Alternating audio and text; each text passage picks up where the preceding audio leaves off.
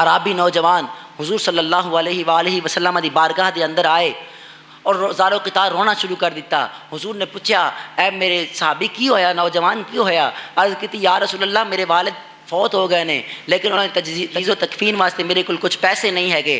تو حضور نے سیدنا ابو بکر صدیق اور سیدنا عمر رضی اللہ تعالیٰ عنہ نے حکم دیتا، فرمایا جاؤ اس دے ابا جی واسطے تجہیز و تکفین دا انتظام کرو۔ جس وقت صحابہ کرام آئے اس دے گھر ایک عجیب و غریب منظر ویکھیا۔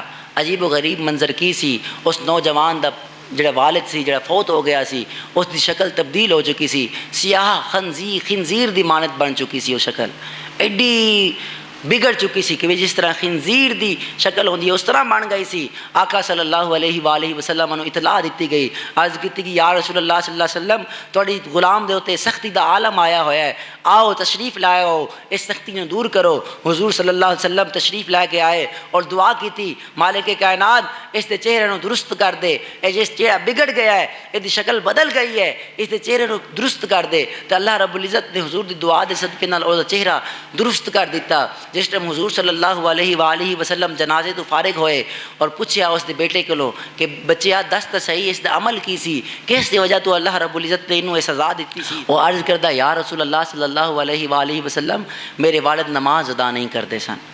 ہن ویکھو وہ حضور دے صحابی سن، اگر حضور نماز ادا نہیں کرتے سن نا، انہاں چہرہ اللہ رب العزت نے بگاڑ دیتا۔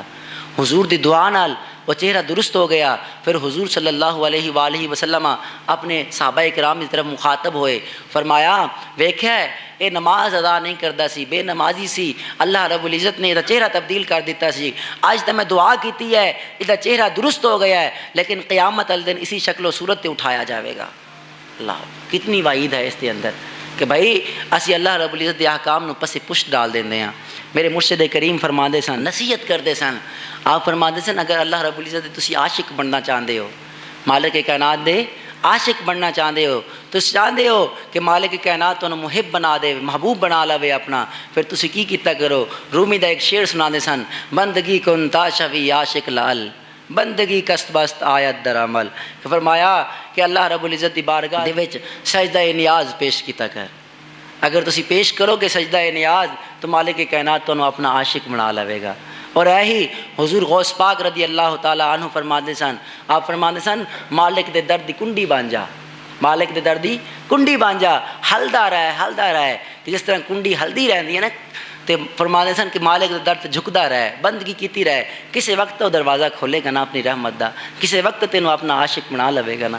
اس واسطے اصل لمحہ فکریہ ساڈے واسطے یہی ہے کہ بھی اسی خود بھی نمازی بنیے۔ فرمان ہے یا ایھا الذین آمنوا قوا انفسکم واہلیکم نارا، اللہ پاک فرماندا ہے اے ایمان والو تسی خود بھی جہنم تو بچو، جہنم دی اگ تو بچو، اور اپنی اولاد نو بھی بچاؤ، اپنے رشتہ داراں نو بھی بچاؤ، اپنے بیٹیاں نو بھی بچاؤ، اپنے دوستاں نو بھی بچاؤ۔ سیدنا عمر رضی اللہ تعالیٰ عنہ جس ٹائم یہ آیت نازل ہوئی حضور دی بارگاہ وچ حاضر ہوئے، عرض کی تھی یا رسول اللہ اس آیت پاک دا کی مفہوم ہے؟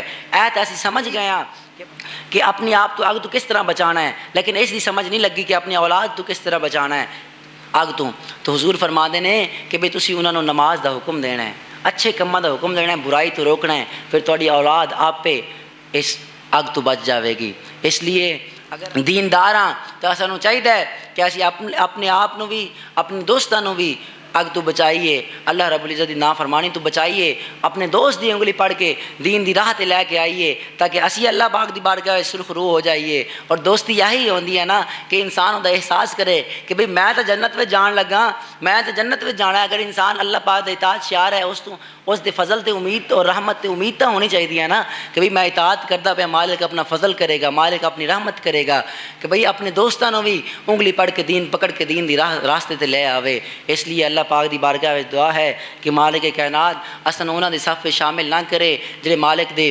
دشمن نے، جڑے حضور دے گستاخ نے، بلکہ انہاں دے صف شامل کرے جڑے مالک دے محبوب نے، حضور دے عاشق نے، جنہاں دے اوتے اللہ رب العزت نے ساری دنیا نو فدا کر دیتا ہے، ساری دنیا جنہاں لوگاں دے اوتے عاشق ہے، اللہ رب العزت اساں انہاں گروہ دے وچوں بناوے۔